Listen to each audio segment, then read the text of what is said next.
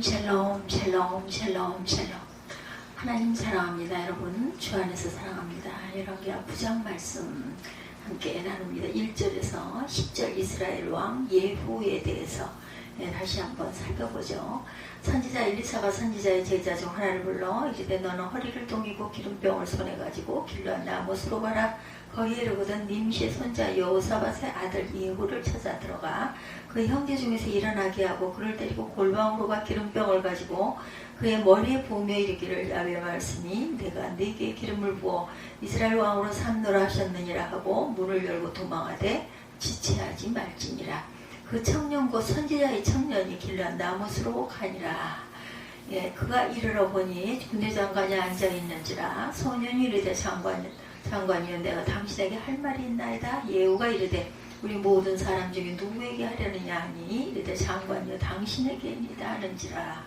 예후가 일어나 집으로 들어가니 청년이 그의 머리에 기름을 부으며 그에게 이르되 이스라엘 하나님 야훼의 말씀이 내가 네게 기름을 부어 야훼 백성 곧 이스라엘의 왕으로 삼노니 너는 내 주 아합의 집을 치라. 내가 나의 종 곧 선지자들의 피와 야훼 종들의 피를 이세벨에게 갚아주리라. 아합의 온 집이 멸망하리니 이스라엘 중에 매인자나 노인자나 아합에게 속한 모든 남자는 내가 멸절하되 아합의 집을 느밧의 아들 여로보암의 집과 같게 하며 또 아히야의 아들 바사의 집과 같게 할지니라. 이스라엘 지방에서 개들이 이세벨을 먹으리니 그를 장사할 사람이 없으리라 하셨느니라 하고 곧 문을 열고 도망하니라. 예후가 나와서 그의 주인의 신복들에게 이르되 한 사람도 그에게 묻되 평안하냐 그 미친 자가 무슨 까닭으로 그대에게 왔더냐 대답하되 그대들이 그 사람과 그가 말한 것을 알리라 하더라. 알리라고 합니다. 무리가 이르되 당치 아니한 말이라 청하건대 그대는 우리에게 이르라 하니 대답하되 그가 이리 내게 하여 이르기를 야훼의 말씀이 내가 내게 기름을 부어 이스라엘 왕으로 삼는다 하셨다 하더라 하는지라. 무리가 각각 자기의 옷을 급히 가져다 섬돌 위 곧 예후의 밑에 깔고 나팔을 불며 이르되 예후는 왕이라 하니라. 1절에서 13절까지 말씀입니다.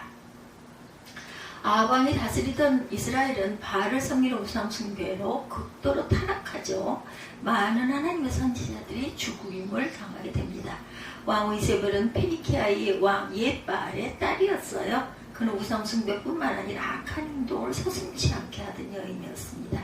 이스라엘의 선지자들을 죽이는데 이 왕비가 앞장을 서죠. 그는 엘리야를 죽이려고 했을 뿐만 아니라 나봇의 포도원을 빼앗기 위해서 살인을 저지르기도 합니다. 나봇의 포도원 주인을 죽이죠.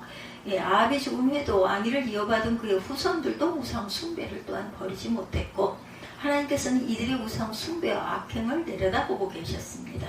즉각적인 보응이나 징벌이 가해지지 않는다고 아니하시고 기다리신 거예요. 징벌이 내리지 않는다고 해서 내가 이거 속일 수 있었구나 절대로 생각해서는 안 된다.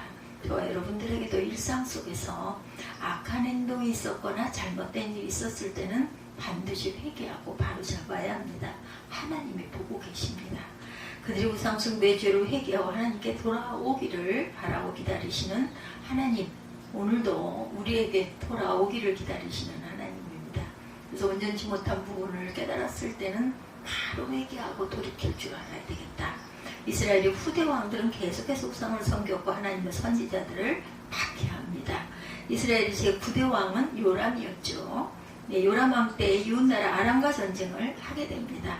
이스라엘은 형제의 나라 유다의 동맹을 맺고 아람과 맞서 싸우게 됐는데 이때 이스라엘 왕 요람의 군대 장관이 예후였어요. 이스라엘과 유대 동맹군이 아람과의 전쟁을 하기 위해서 길르한 나못에서 그곳의 아람군과 싸우게 됐고 아람군이 요람 왕을 공격합니다. 이때 요람 왕은 부상을 입고 전쟁터에서 빠져나와 부상을 치료하기 위해서 이스라엘로 가죠. 왕이 부상을 입음으로 이스라엘군은 전쟁을 멈추고 군의 지휘관들이 한 자리에 모여서 상의를 합니다. 참 어려운 상황이었어요. 전쟁을 앞장서서 이끌어가야 할 왕이 그 자리를 떠나게 되어 있으니 이스라엘은 염려하지 않을 수가 없었죠. 이때 한 청년이 장관들의 모임에 나타난 거예요. 그런 선지자 엘리사가 보낸 제자였죠. 그 청년은 모여놓은 군 지휘관들 가운데 요람을 발견하고 그에게 다가가 요람 장군에게 긴히 할 말이 있다 이렇게 말을 합니다. 요람과 함께 집으로 들어간 청년은 요람의 머리에 기름을 부으며 말하죠. 이스라엘의 하나님 야훼 말씀이 내가 네게 기름을 부어 야훼의 백성 곧 이스라엘을 왕으로 삼겠다 이렇게 하셨다고 얘기합니다. 갑작스러운 청년의 말에 예후는 매우 당황하죠. 그리고 정신을 차리고 모여있는 군대 장관들에게 돌아옵니다. 모여있던 지휘관들이 예후에게 그 청년이 무슨 일로 왔는지 물어요. 예후는 사실대로 이야기하죠. 자신을 이스라엘의 왕으로 기름 부었다는 것과 장차 하나님께서 아합의 온 집 사람들을 심판하신다라는 것을 전합니다. 이 사건을 통해서 우리가 받은 교훈, 예후를 왕으로 기름 붓게 하신 분은 하나님이셨다. 왕으로 세운 과정을 보면 매우 이례적이에요. 일반적으로 왕위를 계승하는 때는 선왕이 죽었을 때죠. 다윗이 죽자 그의 후계자로 솔로몬을 왕으로 세웁니다. 그러나 예후를 왕으로 기름 부을 때는 아직 이스라엘 왕 요람이 살아있을 때예요. 그러나 단지 전쟁에서 얻은 상처를 치료하기 위해서 일시 떠난 상태였는데 순리대로 한다면 이스라엘 군대 장관들은 왕을 기다려야 했어요. 그러나 예후를 왕으로 기름 부었을 때 아직 이스라엘 왕이 살아있을 때였다는 것. 선지자 엘리사는 이 사실을 알고 있었습니다. 제자 하나를 예후에게 보내면서 부탁한 말을 보면 이스라엘의 왕이 알지 못하게 한 것을 알 수 있어요. 예후에게 기름을 부은 다음에 문을 닫고 도망하되 지체하지 말아라 말합니다. 이 사실이 알려지면 이스라엘 사람들이 놀랄 것이고 자칫하면 붙잡혀서 죽임을 당할 수도 있기 때문입니다. 아직 이스라엘의 왕 요람이 생존해 있음에도 불구하고 그를 폐위시키고 후계자를 세우는 일은 매우 위험한 일이다. 성공하지 못할 경우에는 역적이 되어서 죽임을 당할 수밖에 없어요. 그러므로 왕이 알기 전에 빨리 기름을 부어 새 왕을 세운 후에 그 자리를 피하라고 시킨 것이죠. 요람 왕이 아직 재위하고 있음에도 불구하고 새로운 왕을 선택해서 기름을 붓게 하신 것은 하나님의 심판이 시작되었음을 보여주는 일입니다. 아합한테 극심한 우상 숭배의 죄와 수많은 하나님의 선지자들을 잡아 죽인 죄를 다스리기 위해서 하나님은 마침내 아합의 가문의 심판을 시작하신 거예요. 내 심판을 위해서 하나님은 강력한 세력을 가진 새 왕을 세웁니다. 그가 바로 예후라는 군대 장관이에요. 예후는 자기 자신도 왕으로 피택된 것이라는 생각을 하지 못했어요. 갑자기 찾아온 엘리사의 제자를 통해서 기름 부음을 받음으로 비로소 자신이 이스라엘 왕으로 선택된 것을 압니다. 그 지휘관들에게 돌아와 자신이 왕으로 기름 부음을 받았다는 것을 이야기하죠. 이 말을 했을 때 놀라운 일이 일어납니다. 왕의 군대 장관이고 지휘관들은 예후의 말을 듣자 그에게 항의하거나 대항하지 않아요. 그는 곧바로 자기들의 옷을 깔고 나팔을 불며 예후는 왕이다라고 광칩니다. 그는 지금까지 예후와 함께 머리를 맞대고 전쟁을 수비했던 동료들이에요. 그럼에도 불구하고 예후가 왕으로 기름 부음을 받았다 말하자 예후를 왕으로 받아들입니다. 이 일을 보면 예후를 왕으로 기름 붓게 하신 하나님께서는 그에게 왕의 권위까지 주셨다는 것을 알 수가 있죠. 사도 바울은 이렇게 말합니다. 권세는 하나님으로부터 나지 않음이 없나니 하나님께서 정하신 바라. 로마서 13장 1절이죠. 이 말씀을 보면 권력은 사람이 자기 마음대로 얻는 것이 아니라는 거예요. 그 권세가 선한 권세뿐 아니라 비록 악한 자의 권세라도 그것은 위에서 허락해야 얻어질 수 있다는 것. 그리고 이 말씀의 의미는 하나님께서 세우시는 권세자는 반드시 선하고 좋은 권세자뿐만 아니라 악한 권세자까지도 하나님께서 통솔하고 계신다는 것. 하나님을 알지 못하던 옛 바벨로니아의 느부갓네살이라는 왕이 있죠. 그 바벨론입니다. 그가 어느 날 왕위에서 쫓겨나죠. 그러나 훗날 다시 왕위에 복귀합니다. 근데 그 과정을 보면 하나님께서 이미 예언하셨고 예언대로 이루어진 것을 우리가 성경을 통해서 알죠. 비록 이방 나라의 왕의 권세였지만 그 권력도 하나님의 손에 의해서 좌우되고 있었다. 선한 자에게든 악한 자에게든 권세는 하나님으로부터 나온다. 예후를 왕으로 세우신 분은 하나님이셨어요. 그 예후는 아합 가문의 심판자 역할을 하게 합니다. 예후가 왕권을 잡자 선정을 베푼 것이 아니에요. 그가 왕으로 기름 부음 받은 후에 처음으로 한 일은 이스라엘 왕 요람과 유다 왕 아하샤를 죽이는 일이었죠. 예후가 이스라엘 왕 요람을 죽이면서 말합니다. 9장 26절이죠. 야훼께서 말씀하시기를 내가 어젯날에 나봇의 피와 그의 아들들의 피를 분명히 보았노라. 또 말씀하시기를 이 토지에서 내게 갚으리라 하셨으니 그런즉 야훼 말씀대로 그 시체를 취하여 이 밭에 던질지니라 이렇게 말합니다. 요람왕의 선조 아합이 저질렀던 악행에 대한 하나님의 심판이 시작되었다라는 말씀이에요. 나봇은 조상들에게 물려받은 토지를 지키려다가 아합과 이세벨에게 억울하게 죽음을 당하고 토지를 빼앗겼던 사람이죠. 나봇의 포도원 사건. 그가 죽은 후 세월은 흘렀고 아무도 그의 억울한 죽음을 애도하지도 않았어요. 그러나 하나님은 아합과 이세벨의 악행을 기억하고 계셨다는 것. 나봇을 죽인 죄뿐만 아니라 전국에 세운 바알과 아세라 우상을 섬긴 죄와 백성들에게까지 그 우상을 섬기게 한 죄까지 하나님은 기억하고 계셨다. 얼마 동안은 아합과 이세벨의 권력이 하늘을 찌르는 듯 당당해 보였어요. 아무도 그들의 권위에 도전하지 못합니다. 오히려 신은 그들의 편인 것처럼 보이죠. 거칠 것 없이 그들은 악행을 멈추지 않습니다. 수많은 선지자들이 그들의 손에 붙잡히고 죽임을 당했어요. 엘리야도 죽음의 고비를 수없이 넘겨야 했어요. 하나님은 참고 기다리셨고 그들이 회개하고 돌아서기를 바라셨지만 그들 자신뿐 아니라 그 후손들까지도 같은 죄를 반복해서 저질렀을 때 마침내 요람왕 시대까지 내려오죠. 아람과의 전쟁이 일어나게 되자 요람은 유다와 동맹을 맺고 함께 아람과 맞섭니다. 요람은 아람과 제대로 싸워보지도 못하고 부상을 입죠. 그가 병상에 누워있을 때 왕으로 세움을 받은 예후가 찾아와 그를 죽여요. 요람왕 자신만이 죽는 것이 아니에요.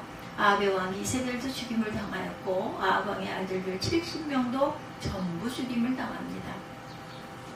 피비린내라는 사례가 전국적으로 일어난 거예요. 이스라엘과 동맹을 맺은 유다왕 아하시야 왕의 형제들 42명도 이때 죽임을 당합니다. 예후는 이스라엘에서 바알을 숭배하는 자들을 다 체포해서 처형을 시키므로 이스라엘 나라에서 바알을 숭배하는 한 사람도 남기지 않았다.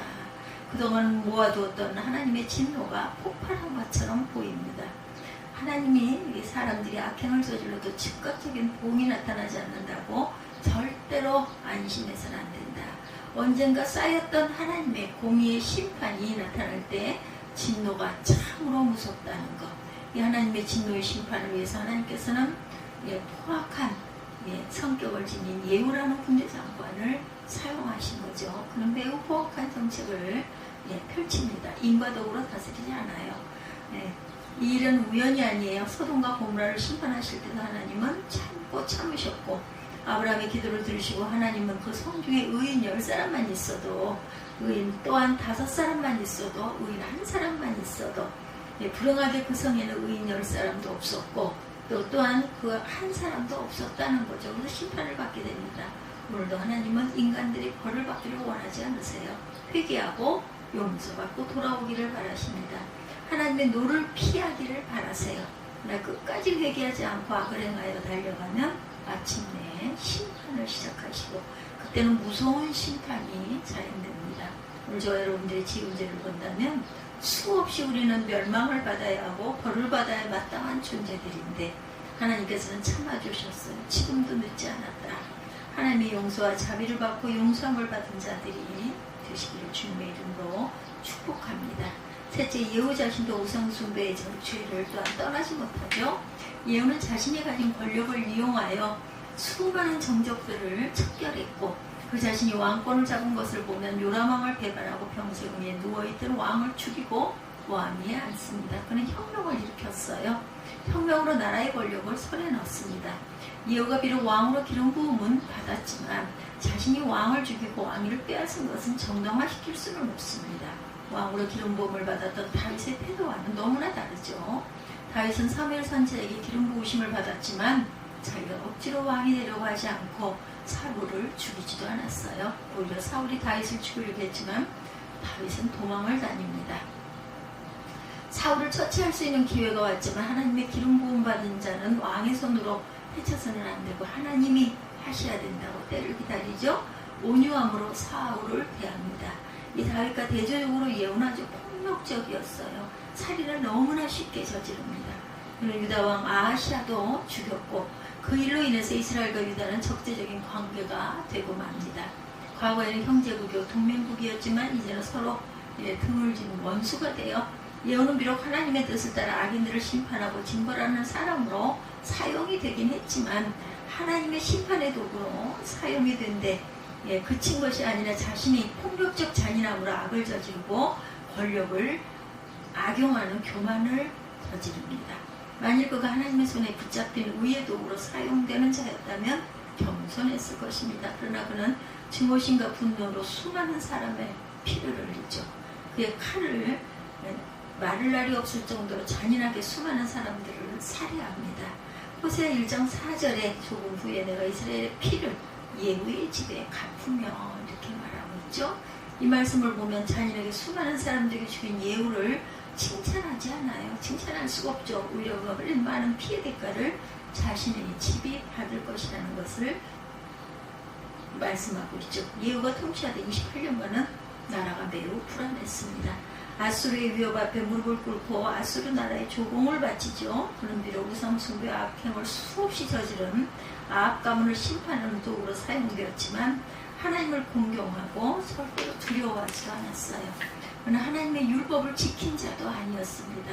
성경은 예후에 대해서 평가합니다. 10장 31절에 보면 예후가 전심으로 이스라엘 하나님 야훼의 율법을 지켜 행하지 아니하며, 위의 말씀이 중요하게 지적하는 것은 두 가지입니다. 하나는 예후가 율법을 지키지 아니하였다는 것, 두 번째는 예후 자신도 우상 숭배의 죄에서 떠나지 않았다는 것이에요. 즉 우상을 섬겼다. 참으로 우상 숭배를 타파하려고 했다면 베델과 단에 세워두었던 우상을 제거했어야 합니다.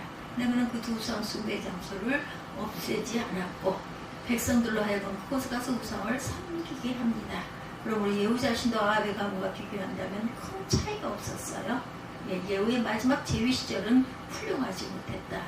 왕하 10장 32절 33절에 보면 이때 야훼께서 비로소 이스라엘은 찢으심에 하사엘이 그 사왕을 치되 요단 동편 길랏 온 땅 곧 갓사람과 루벤 사람과 므낫세 사람의 땅에 이르는 골짜기에 있는 아로엘에서부터 길르앗 가산까지 하였더라. 이렇게 증거되어 있습니다.